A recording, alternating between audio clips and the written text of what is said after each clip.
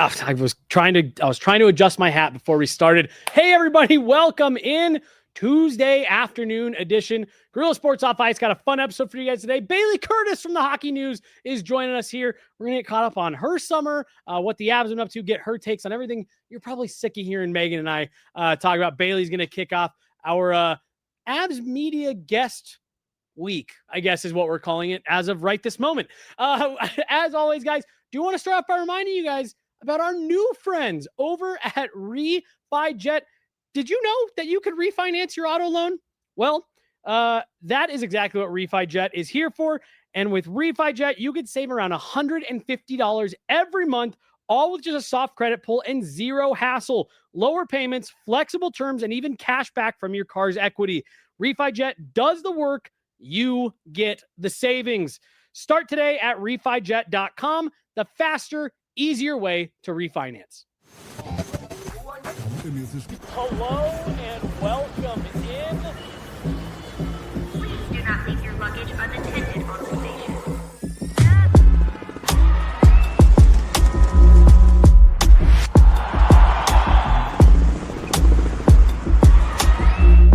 Welcome to the show. Hey, everybody, welcome in. Jesse Montano, Meghan Angley, and we are joined by Bailey Curtis of the Hockey News. We couldn't wait for school to start again. We had to start getting all of our friends in here. So Bailey, you are kicking off the week of our special Avs media guest in studio. I'm honored. Thank you so much. Yes, guys. Of course. Thank you for parking some time. I know we're all kind of trying to milk these last couple weeks of the off season and the free time. So appreciate you parking some time. How's the summer been? Yeah, summer's been good. Slow. Yeah.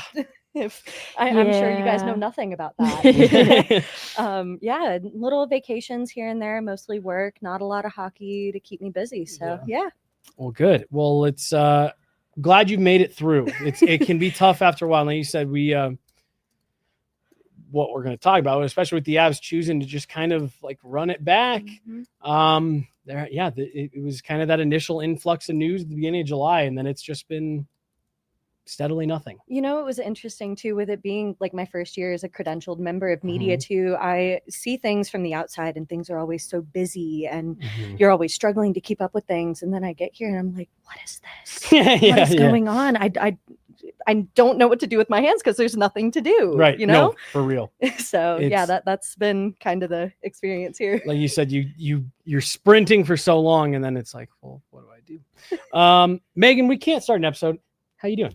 I'm doing great. I'm excited to share Bailey's hockey journey story with our audience. She's been on the beat all this last season, but people might not know, and they should know who Bailey Curtis is. Well, like we were talking with Corey, who pointed out that we actually do have a pretty big beat here in Colorado. So I think that is where we just wanted to start. Bailey, yeah, you joined the Avs beat last year with the Hockey News.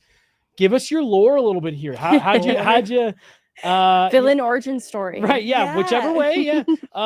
How did you get into hockey, I guess, in general? And then how did you find your way, as a credential writer for the Avs? Yeah. So I originally am from North Carolina. Nobody knows. So I started getting into hockey when I was about 10 or 11, weirdly enough, from playing soccer as a kid. I was really interested when soccer started introducing goaltenders, of potentially trying out the position. I had gone up to my dad. I had gone up to my coach. I was like, I'm kind of interested in this. I don't know what it looks like, but what do you think?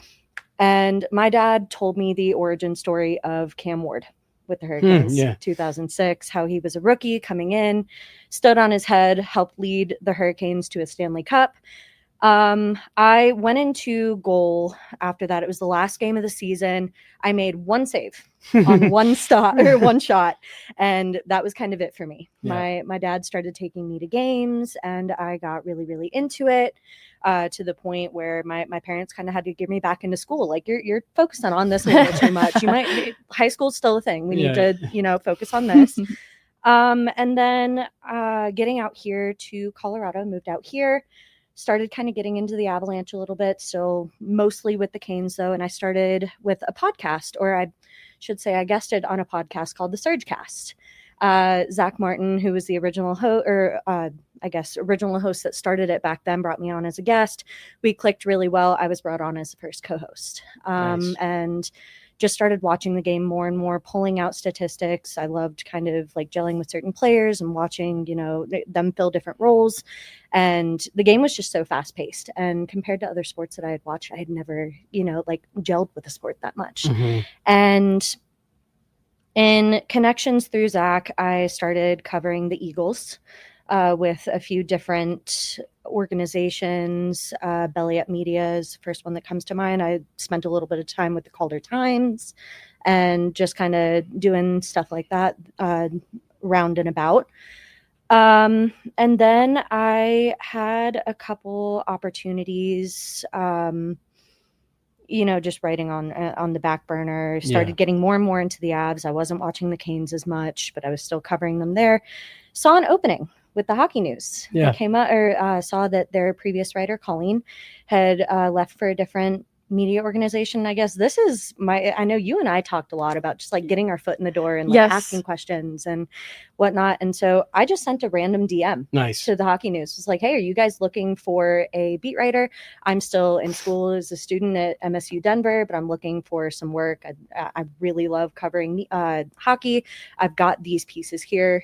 What do you think? And they were like, yeah, cool. We'd love to get Nice. something filled immediately. Perfect. Got in touch with Jared and Brendan, and the rest is That's history. it. Yeah. That's it. Now you're here. Now I'm here. How was it? I don't want to gloss over that you are still a student and juggling the load of coursework at the same time, Yeah. because you're very present at everything Avs too. So just tell me a little bit about managing both of those things. Yeah, so it's a little difficult. I'm mostly an online student. I'm planning on taking some in-person courses here in the next semester too. But I work best at night, and so generally Yeah. after games is when I'll kind of get a lot of my writing done for the Hockey News, and then I'll kind of gear over to schoolwork and get that done there. And After games? after games, Damn, I am a Bailey. night owl. Yeah, I all stayed right. up No, really throw some late. respect I on don't like early Bailey. mornings. Yeah, okay. All right. All right. I like to sleep in and enjoy leisurely mornings. Yep. And so, I get a lot of my work done in the afternoon. So, like at practices, generally I'm either heading to a coffee shop or I'm heading home and Gotcha. just kind of doing that. So, yeah. I actually just saw a thing last week that talked about there's this new company who's helping people, and they're diagnosing your ideal sleep time. Really? And it was talking about how there are people that like, I'm not going to pretend like I know what factors they were saying like goes into it, but like it is better for you to go to bed at 3 a.m. and Mhm. wake up at, this Yeah. late. And Some so, people go to bed at like 5:30, and Right. I'm like, I mean, I wouldn't, but if that's so there you go. Wow. All right. Now I will say, and people have probably heard me talk about this before, like there is a bit of an adrenaline rush Mm-hmm. for the way that, you go to a game, and especially, middle of January where it's, another weeknight game, and you're kind of sitting there and depending on if the game's any good or not, you're but then suddenly we have to work very quickly. You've got to run around, you're in the room, and you're bouncing running down the hallway. right. Yeah. And who's available. All right, shoot, that guy's about to leave. I got to make, and then you got to run down, you got to get Jared. And then, I let me know if I'm wrong. So, we're lucky we don't have to work on deadlines, but like, the newspaper guys, they do deadline stuff. And so suddenly you get done and it's late and you've been tired all night, but you just, you did 2 hours worth of work in 30 minutes. Right. And so I do have a hard time falling asleep when I get home. My wife will give me a hard time. It'll be an 8 p.m. game. Yeah. She'll be in bed and I'll come home and I'm like, oh my gosh, I was so tired.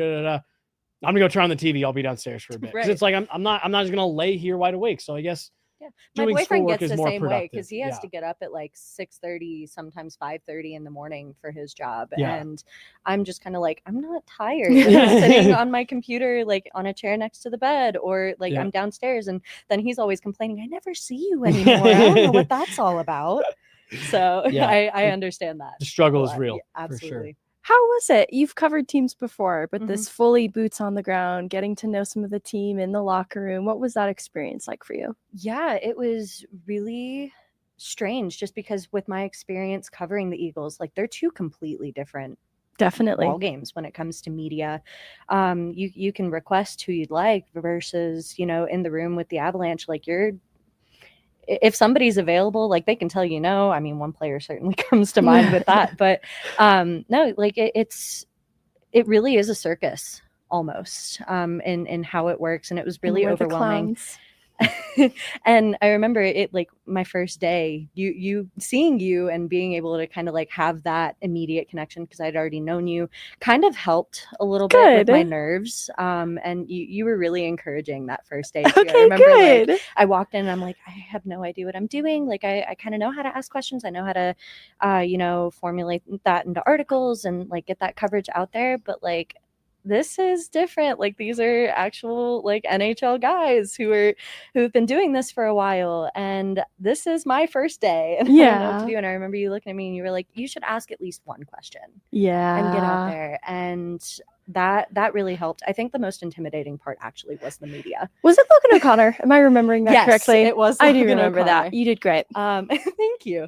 But yeah, the most intimidating part really was the media. Like once I kind of figured out, I had no idea how it worked and how like specific beats work, because I had shadowed with Walt Ruff with the Hurricanes once, and I'd kind of seen how that media room works.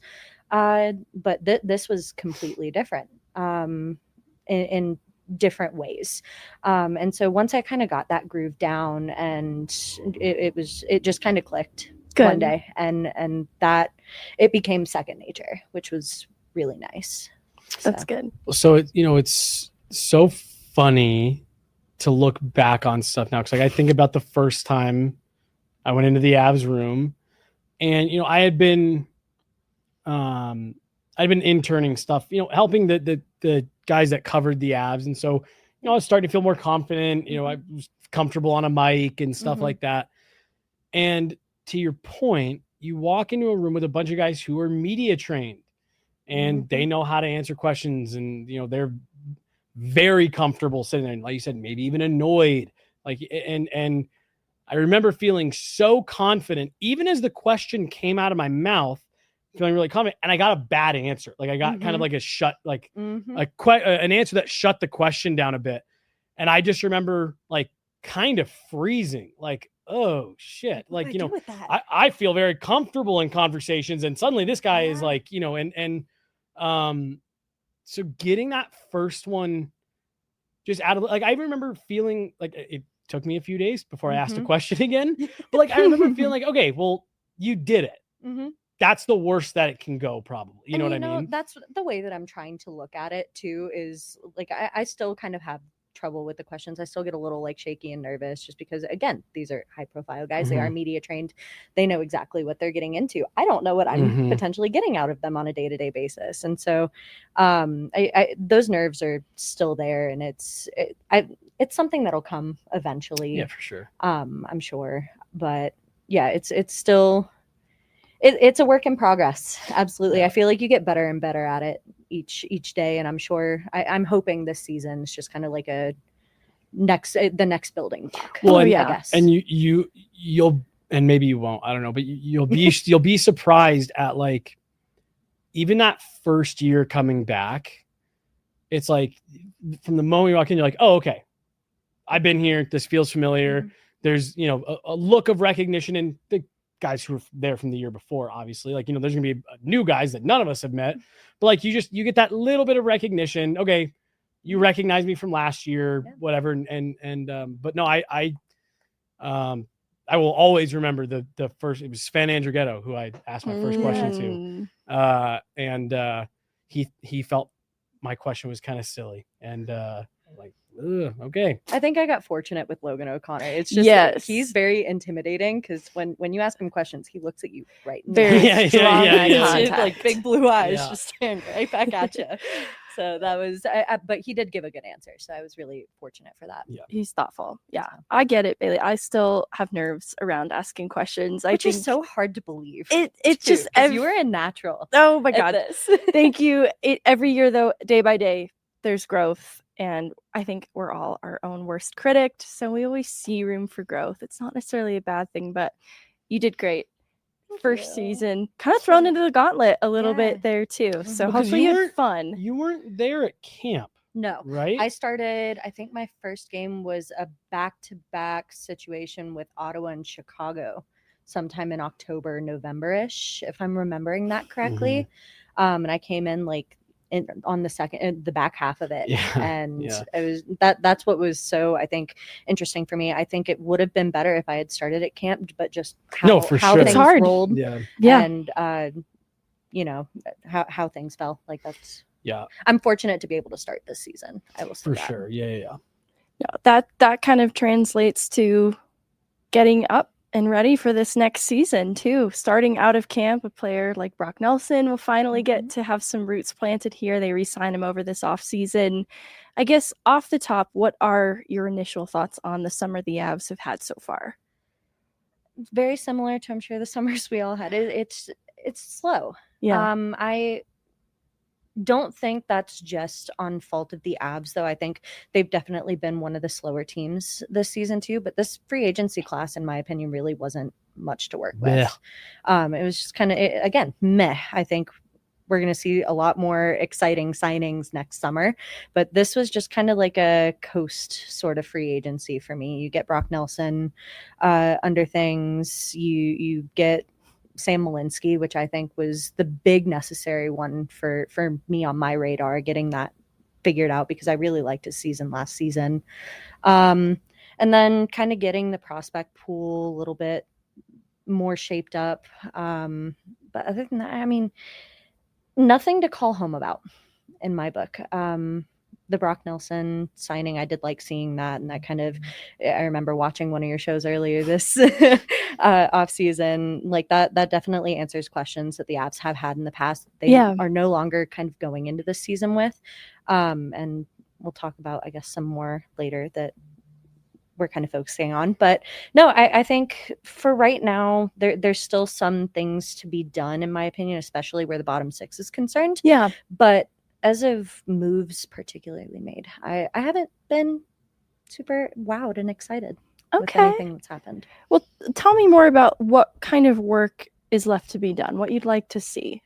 Yeah, I definitely think that with the way that the top six looks, I think the Avs are kind of set. Yeah. Bottom six is definitely where a lot of work in my eyes kind of needs to be done. You've got a couple AHL guys kind of filling out that bottom area. But that bottom six, I think, is somewhere it's a little hard to work with what cap remains. Yeah. But I definitely think that's something they need to start taking a look at as we're kind of coming down into crunch time. That's my problem area, I suppose. Yeah, it's for me something that you can look at the roster. I agree with you. Like Joe Sakic told us at the end of this at that season-ending presser, like I'd just run it back if I could. That's more or less what they've done, and honestly, I think they needed a summer like this. Mm-hmm. The last 2 years have been all about what's happening with Val. Are you keeping Val? Is Val coming back? Is he even be eligible? What's going on with Gabe? What's the situation there? And genuinely, even, I mean, I don't think any of us thought that it would end the way it did, but you had that little bit of the looming, like, well, what's going to happen with Mikko? I think a lot of us kind of wrote that off as like, well, they'll get it figured out. Come to find out, like that was probably, that was something the front office, Chris McFarland, was probably working on, thinking about a lot. I think it was good for them to have a summer where it's like, yeah, we've got to get a couple third line guys, maybe get a seventh D. Maybe Netchus to worry about as right, well. Right. Coming into it, but you got a year to worry about that. See what happens there, But just being able to go through you're not thinking about what's going on with Alexander Georgiev. Was what we saw in game 1 against the Jets. Is that who he is? Or was it what happened, in games 2 through 4. Like I just felt like there were so many question marks the last number of seasons that for them to get an off season like this to the point where you're literally like, it's almost a different kind of pressure for sure in a way. Like, because I mean, being slow, there are not only are you kind of asking yourself questions, okay, what are we going to do with Mikko Rantanen? What does this Alexander Georgiev situation look like? Now you're like, you've got all these outside questions coming at you instead. Like, okay, where's Eric Johnson? What's going to happen with Martin Necas? What's going to happen with that bottom six? How is that going to shape out? So it definitely is a different kind of pressure, I think. I think the question mark around goaltending last year and starting without Artturi Lehkonen, the results were really disappointing and people kind of understood why, but there's this expectation that the results shouldn't be as disappointing. They'll be without Logan O'Connor, but they're otherwise running it back with a goaltending tandem that helped to improve their bottom line by the end of the year. So now, I guess both of you guys, because I feel like I've seen a lot of sentiment of a lot of fans, national media people that are almost starting to take the Avs kind of out of that, high expectation. Now, I thought Elliot Friedman did their post free agency episode where they go through every team. And I thought what he said was, for a lot of people, he said, pick against the Avs at your own peril. Like, this is still a really good team with a very good core. And like, I almost wonder if this will be a season that, as opposed to last year where people are like, well, why aren't the results there? I almost wonder if there is going to be a little bit of like a relinquishment of pressure. Cause I just think that people who didn't follow that series and see how it played out, another first round exit for the Avs. I don't know. Do you guys think, I wonder if there's going to be toned down outside pressure on them and maybe able for them to just go play a little bit? I think you could go back and forth with it. There is, I think, that looming pressure from the Dallas series because it obviously did not end the way that anybody wanted it to. I think their biggest kind of point of pressure this year is going to be that staying healthy factor. And because this is a team, once again, I feel like I feel like I sound like a broken record, but with that bottom six, once you potentially get those pieces all sorted out, this is a team that can contend. And it's a team that a lot of people have taken out of the equation due to, not being able to get past Dallas, falling against some maybe higher profile teams that they should be able to beat on any given night. Just with this inconsistency, things didn't work out. I think there is like that pressure still exists because there are humps for them that they need to get over that they felt like they should have been able to address last season. There's also, the power play. And getting certain little humps that maybe weren't an issue at the beginning of the season, last season, but things that maybe are different points of pressure rather than, are we a team that can do it? I don't think that's a question in anybody's mind. I just think, can they play the way that they need to play in order to perform the way that we all know that they can? I think the pressure points are different one year to the next. Like, I would view the start of last season as having some question marks and also some explanations for poor results. Like, you have the struggling goaltending tandem and you're without Val Nichushkin and Artturi Lehkonen to start the year. But going into this next year, there's still the question mark of what does a full season of Gabriel Landeskog look like in actuality? Can the goaltending hold up consistently over 82 games? Signs point to yes, but that's going to be a big part in all of this. What does Necas look like in a contract year? I think some people were underwhelmed with his playoff results, but excited and intrigued by his regular season results. And so I think that the intrigue around the back end too, with how it's currently constructed, there's pressure there, but there's also pressure on a player like Brock Nelson, who you went into last season with a gamble on Casey Middlestat and you liked his early results in the playoffs. But obviously he struggled out the gate. Well, actually he didn't struggle out the gate. He had a great first 10 to 15 game segment, and then Casey Middlestat struggled. All that to say, he was so good at the start of the year. Brock Nelson is more of a sure thing. He's a more established player in what he is. So he's more of a known quantity, but he was not as impactful as you'd hope an experienced veteran player would be in the Dallas series. So the pressure points, I think, are different. They've opted, I think, with some things that should feel like a safer bet, like a Brock Nelson. And now what we've seen in Blackwood and Wedgwood, I feel more comfortable than I ever felt with Georgiev. After that first year in particular, it was such an up and down roller coaster, whereas with Blackwood and Wedgwood, it feels pretty consistent in terms of what you're going to get. So all that to say, the question marks around Gabe and what this back end actually looks like with the addition of Brent Burns, question marks there, but then some things that shouldn't be such question marks, but then that just means deliver results. And that's where I think there is pressure then for players like Brock Nelson. I will say too, and going back to goaltending, this is probably the most sure that I've felt in a tandem since, joining the beat and moving to Colorado and watching this team consistently. They found a gem in Blackwood. Will you put up that first comment from Hurricane there? I don't think. Nope. There you go. So this right here, funnily enough, is actually why I not only firmly believe that the Avs are contenders, but why I think this is such an interesting era in the NHL. You and I just spent the last 2 weeks doing our division previews.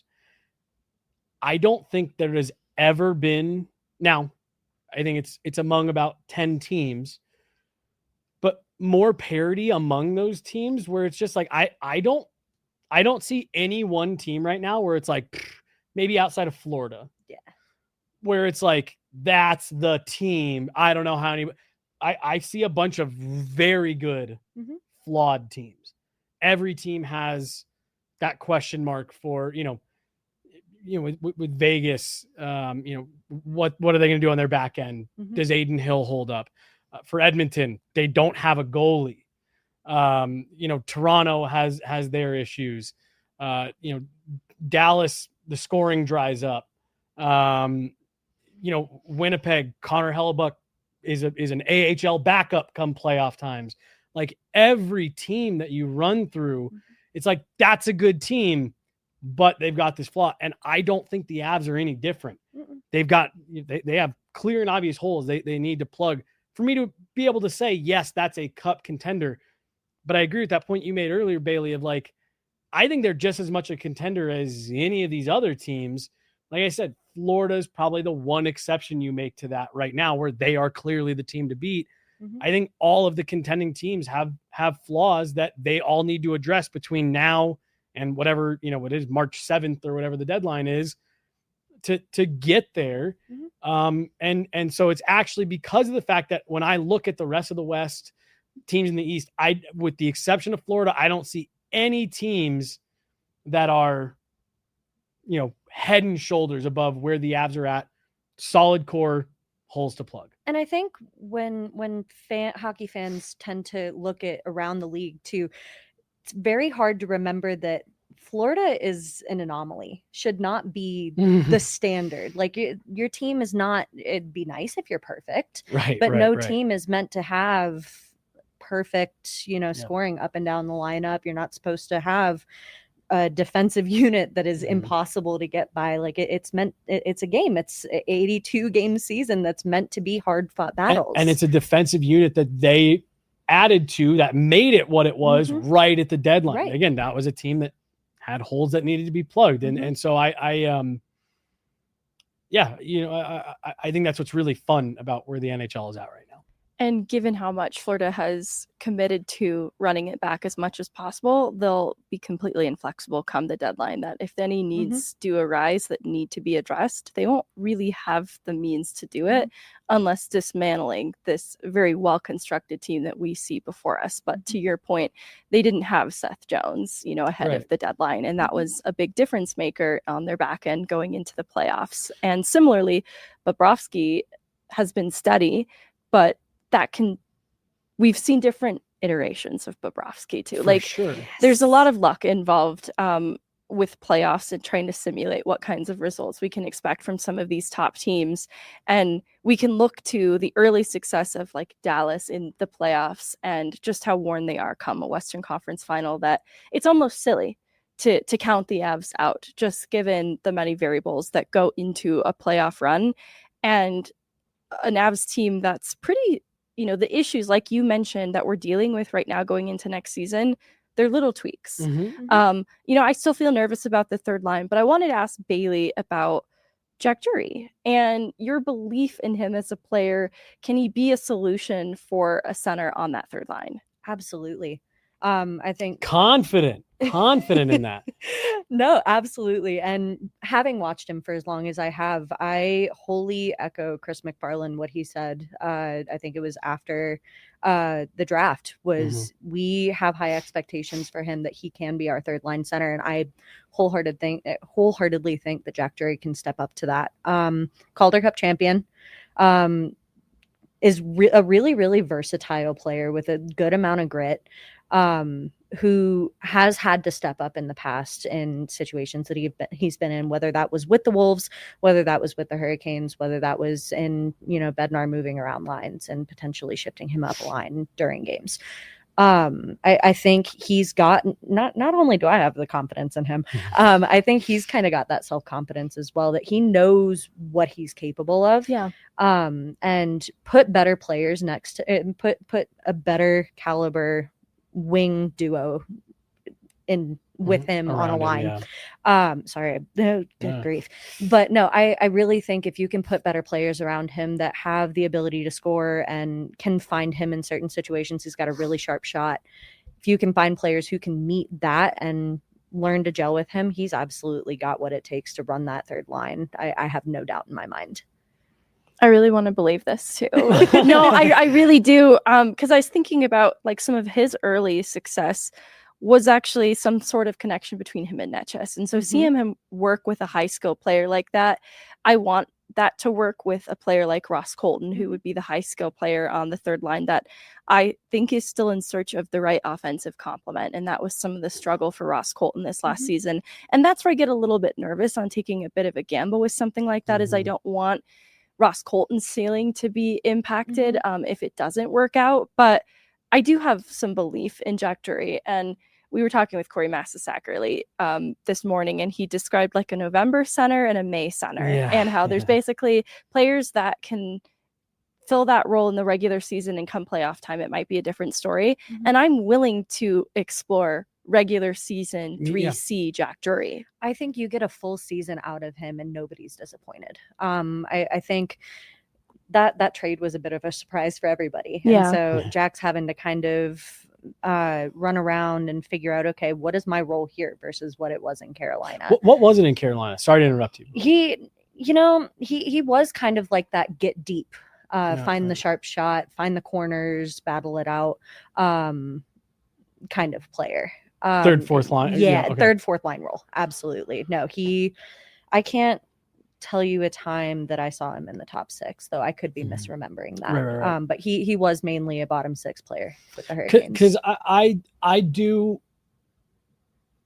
hear you on him being able to do it, and I think he's only 20. I had to look up how old he was right now. He's 25, so he's still a young guy.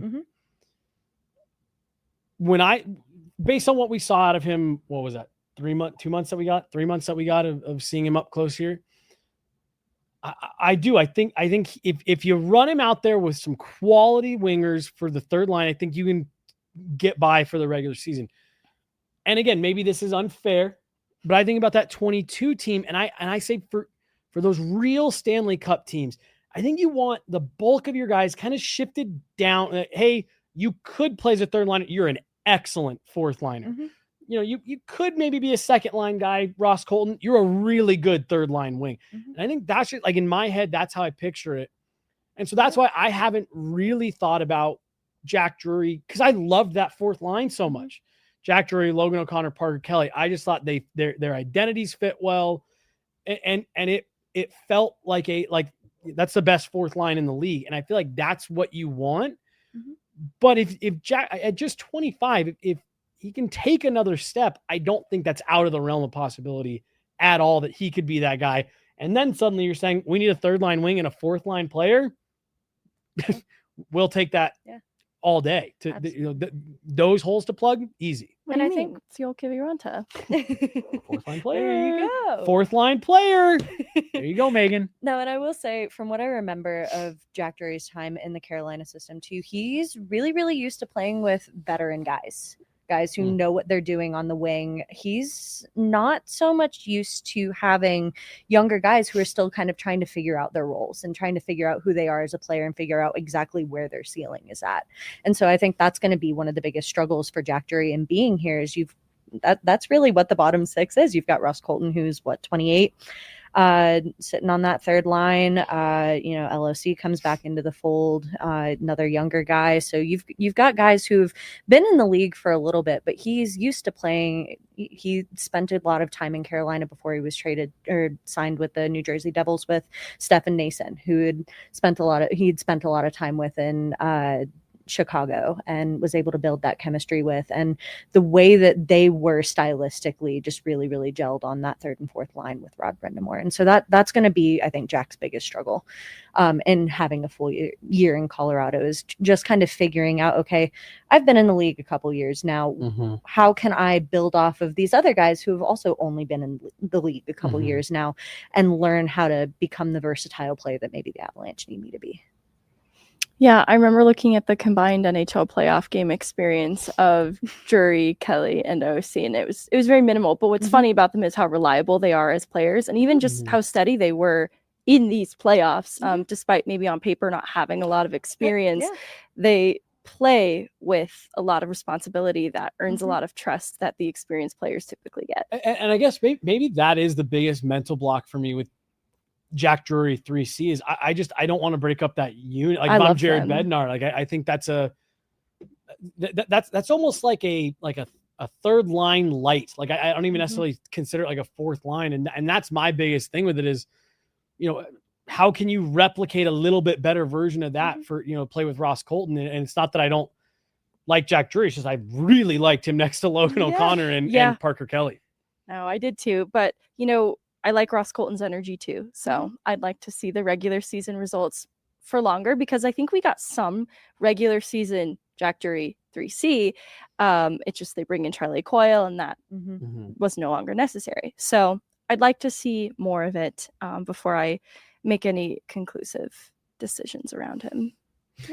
What do you think of the Coyle deal? I mean, you have to attach him to get the out from under the Miles Wood contract, but I wasn't super pleased with Coyle with the Avalanche. Oh, okay. I think he, did as well as he can in a, short period of games. I really liked him in the locker room, thought he brought a great presence in the locker room.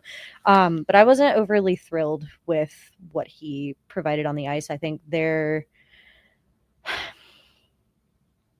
don't know. I think they got more out of it with trading him than I did. I think they would have with keeping him. In clearing up that cap, I think that they have more that they can do with it not having him on the team than with personally. Like re-signing Kivy. Yeah. Or I can't qualifying get out of my head and extending Sam Malinsky, which you mentioned earlier, Bailey. Let's talk about this back end. Let's start with Brent Burns. Yeah. That's kind of a high profile addition to this team. What do we need to know about Brent Burns? TSN labeled it as a major signing, Megan. Don't sell Brent Burns short. I think so too. That's why I would call it high profile.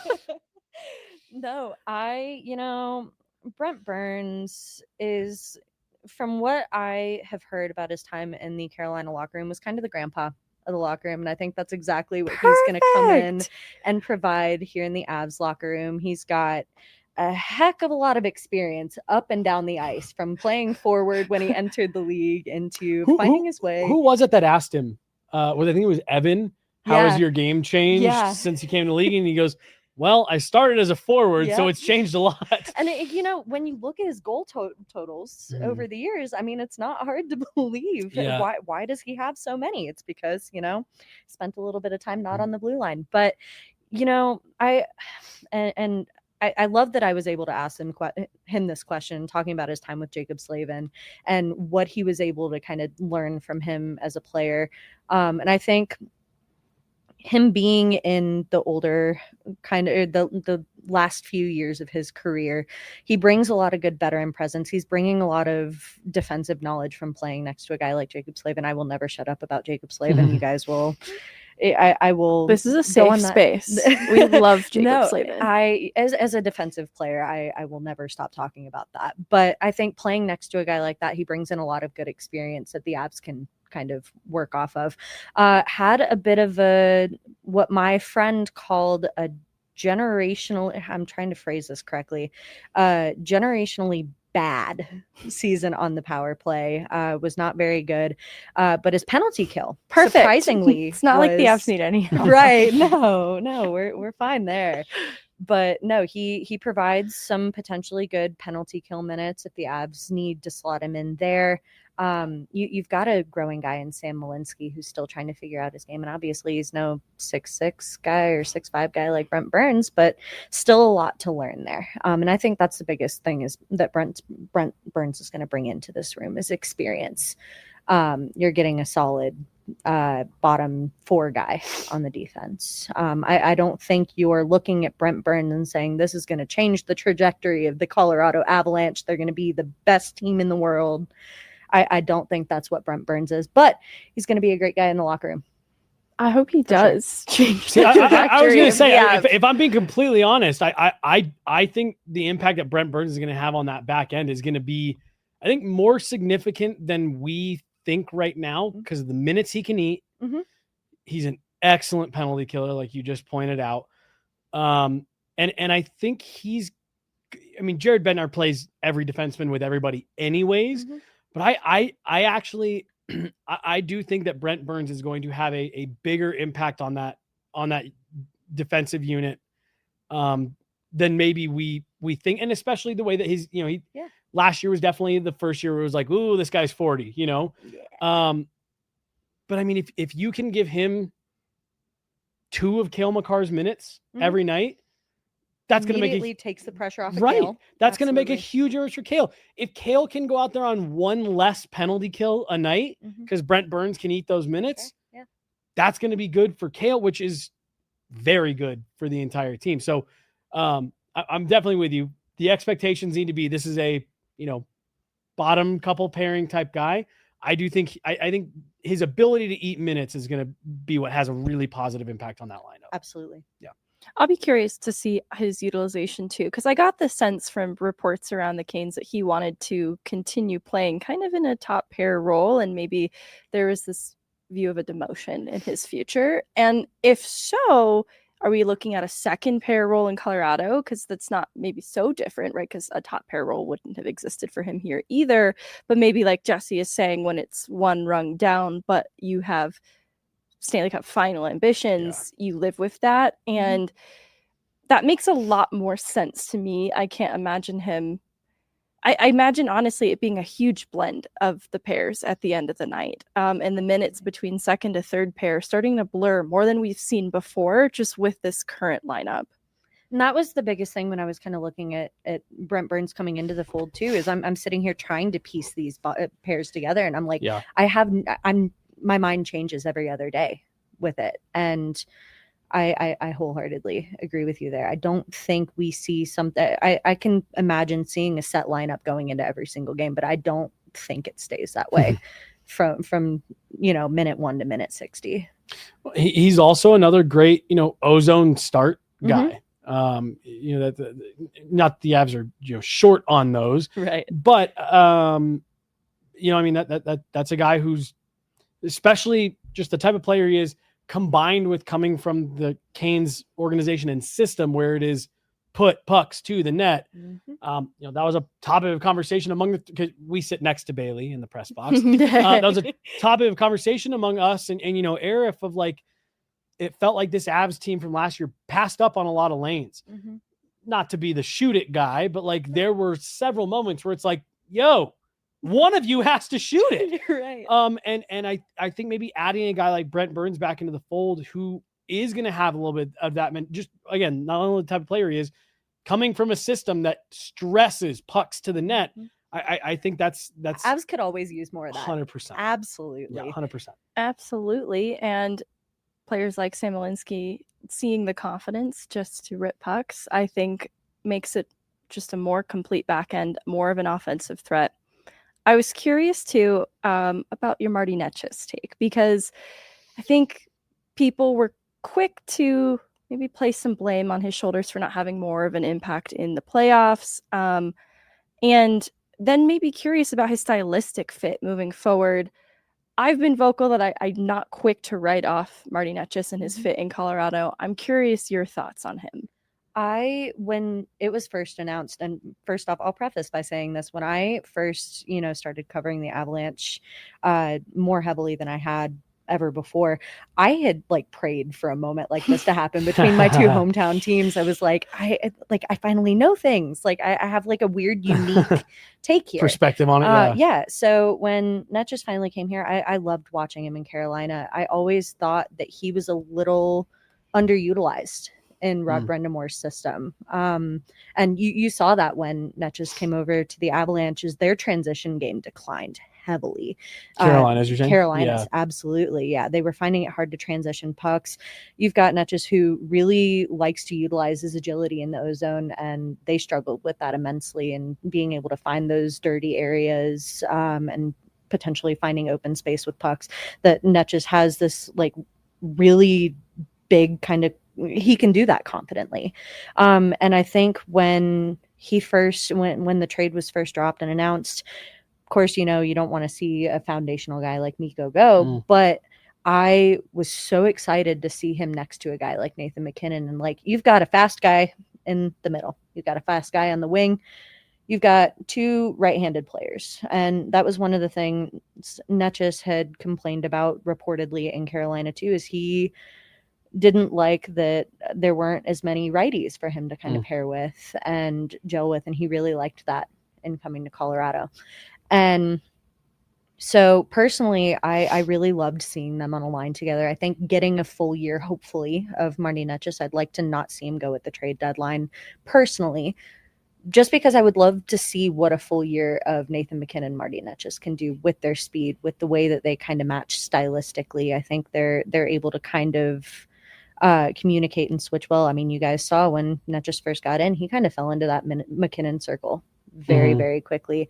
And so being able to see how they're kind of deployed and utilized together, I definitely think there's a lot to learn pressure-wise. Another potential pressure point. There's a lot for Marty to kind of live up to this upcoming season, especially with those playoff numbers. And I would almost like to see a more consistent season of him this upcoming season, but it's not to shirk away from the fact that he had an incredible season. Yeah, career last season as well. I mean, fairly or unfairly by Avs fans, he's going to be compared to Mikko Rantanen forever, for as long as he's here. Well, they're both spotty in the playoffs sometimes. So, but that's, I do think that I'm with you. I'm really curious to see what, full season, full camp. He spent the whole summer knowing what the Avs wanted him to work on, understanding where he fell short, where he excelled. But that is, like I said, fairly or unfairly for Marty Netchus, he's got to keep up with Mikko Rantanen production wise. All right, let me real quick on Mikko.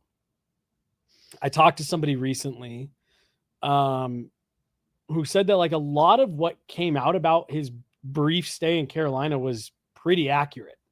That he didn't really want to be there, and that the relationship just soured kind of quickly. Do you have anybody back there that you talked to or heard anything from that, about that? They came out all right. Stankoven's a good player. They got loaded up with picks. It was fine, but that definitely was not what the Hurricanes were planning when they pulled that trigger. No. And just kind of looking at different, media takes in that beat, it seemed like Mikko figured out pretty quickly that this is not where he wanted to stay. And you kind of talked about a little earlier in the show about how, they were kind of busy with that for a while. And orchestrating that. Came out from Eric Tulsky that they had inquired about it that summer. And potentially talking with Mikko's camp. And so in the back of my mind, I almost had to think he had to know it was a possibility. Something, right? Right. I don't know how you go into that and I'm completely shocked by this, but you could see it in the whatever it was, 16 games that he played with Carolina, that he did not want to be there. No. He had a friend in Sebastian Aho, and even Sebastian, when I talked to him briefly before the All-Star break, was like, yeah, no, he's a great player, great friend, enjoy being able to play with him, even if whether it's on the Hurricanes or with Finland. But from what I've heard, the locker room just really wasn't enthralled about it. Now, on the other side of that, when reportedly management went to talk to some of those higher profile players like Sebastian Aho, Seth Jarvis, and then they were really happy that they took the chance on getting a guy like Mikko Rantanen, because I mean, obviously you guys know he was the biggest name of free agency. Yeah. I mean, who wouldn't want Mikko Rantanen on their team? Well, and he was the type of player they were missing. Right. That give him the puck and he can go score a goal. You've got a top 10 player. Right there. And to have that kind of fall apart, I do think Carolina came out better for it. They got 2 first-round picks out of it. They got a Logan Stankoven, who they just locked down for a couple of years. And so I don't think they're mad about it, especially just because of the way Mikko, it looked like he went into there and he automatically looked on the ice like, I don't want to be here. And that's how he played. And I think it kind of brought the team down. Rod Brindamore reportedly knew it. Management knew it. And I think they made, diamonds out of dust or whatever, however the saying goes. Yeah. So, yeah. I just didn't know if you would, if there was anyone that you would talk to that had said like, no, it was brutal, whatever. Because I just, man, it would have been better for the Avs had he stayed out there. Absolutely. I will say, I mean, Jack Roslovic's one Rolex richer. Yeah, out of all no that. kidding. No Great kidding. transition. Yeah, Let's talk about Roslovic. Yeah. A couple names still out there and into free agency, and that is one name I've seen the Avs fan base, I won't say is linked to the Avs through any sort of report, but rather the fan base sees a versatile centerman who can play wing, and they're intrigued about his fit. What do you think? I think he's in Carolina, he kind of gave off the vibe of a shoot first, kind of ask questions later kind of guy, which, as we were talking about earlier, the Avs could definitely potentially use a guy like that, especially on that bottom 6. But when you see him pass the puck, oh boy, do beautiful things happen. And kind of going back and watching his tape, he is a guy who likes to get into open areas, which I really enjoy how he kind of utilizes the space. But he's also he's a guy that knows how to navigate those kind of areas in front of the net as well, which I think is something the Avalanche could also potentially use down their entire roster. And so in getting Roslovic, he got a bit of a pay cut last season from the deal that he signed with Columbus in 2022 to signing in Carolina last season. I do think he's earned a bit of a pay grade, which is the one thing that I may be a little, I don't know how the Avalanche could potentially swing that. I would love to see them try, because, having that potential connection with the time that Jack Drury spent there, potentially getting that bottom 6 connection back, I would personally really love to see Roslovic on the team. No bias. No bias. He's a complicated one for me because he's obviously a high motor, great work ethic player to have played under both Torts and Brindamore and be very well regarded by both. I think that would fit in culturally extremely well in Colorado. But I'm nervous about what I've seen of him defensively. And I think for a bottom 6 player, that two-way game is so important. And obviously under Brindamore, it's such a defensive structure that it's hard to really take what's the word for it? To not have that be an important part of the game. But I think sometimes positionally I've seen him out of place in his defensive reads, and I'm worried about how that would translate.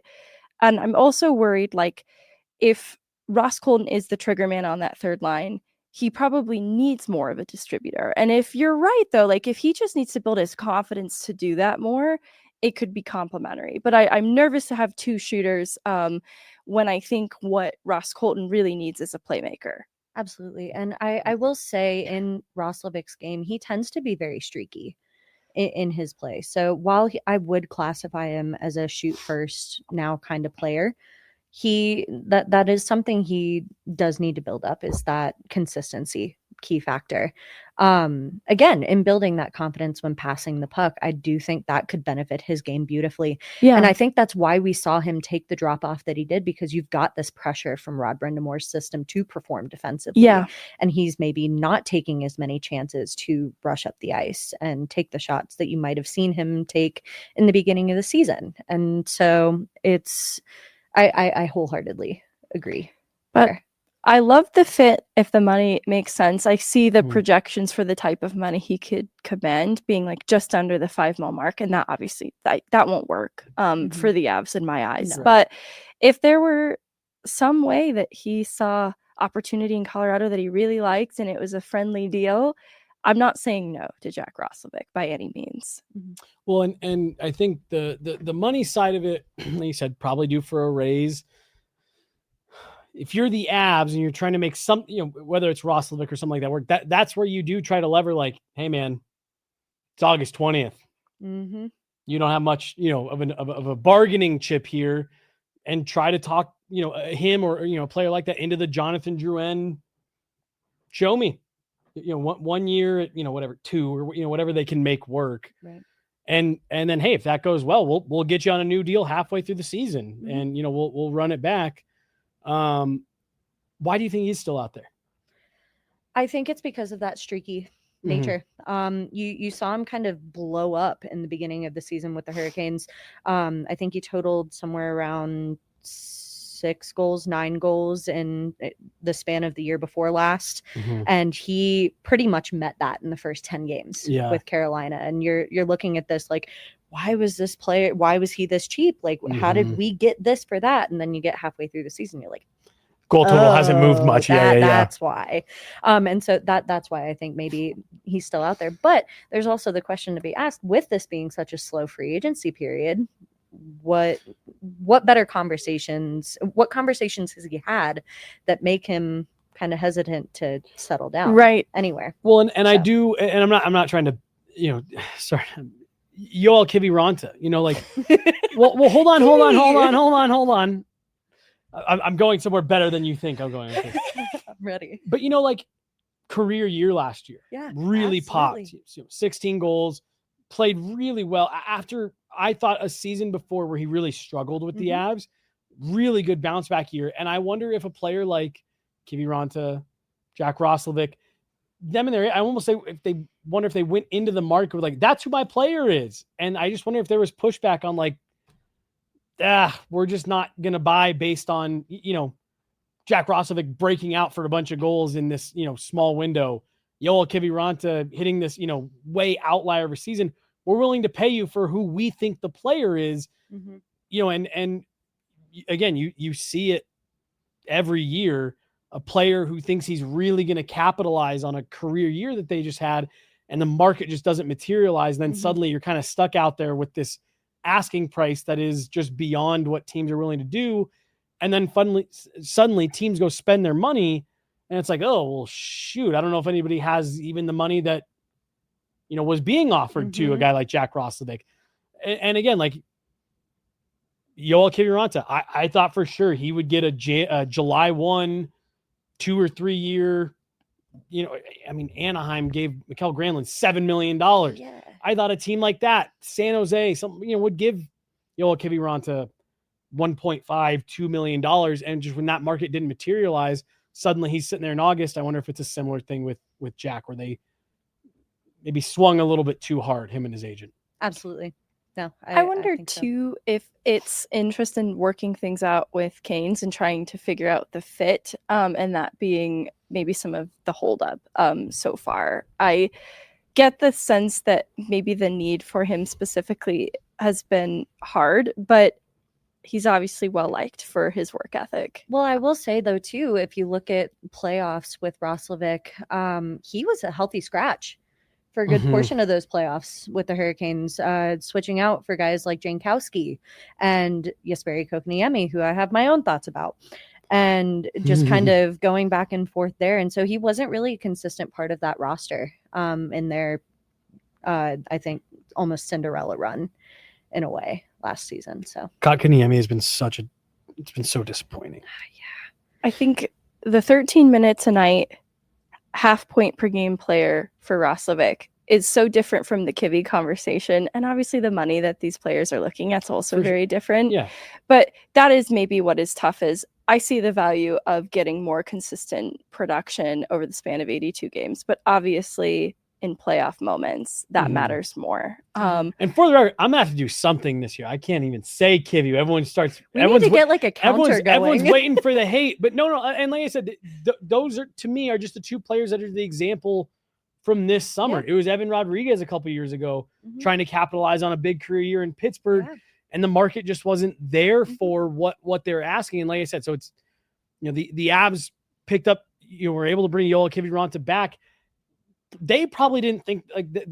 I would be willing to bet that when they were putting together their free agent plans and they said, okay, we're not going to re-sign him, they probably said, yep, he's going to get picked up somewhere, so we don't have him. It wasn't till he was sitting out there a month later that they said, well, shoot, should we circle back on this? Yeah. And again, it happens to a couple players every summer. I think Kiviranta and Roslovic are the two, biggest names that are still kind of floating around out there. Absolutely. Isn't it funny too? Because there have been free agency clauses that have had Tomas Tatar, to include this one, and Evan Rodriguez.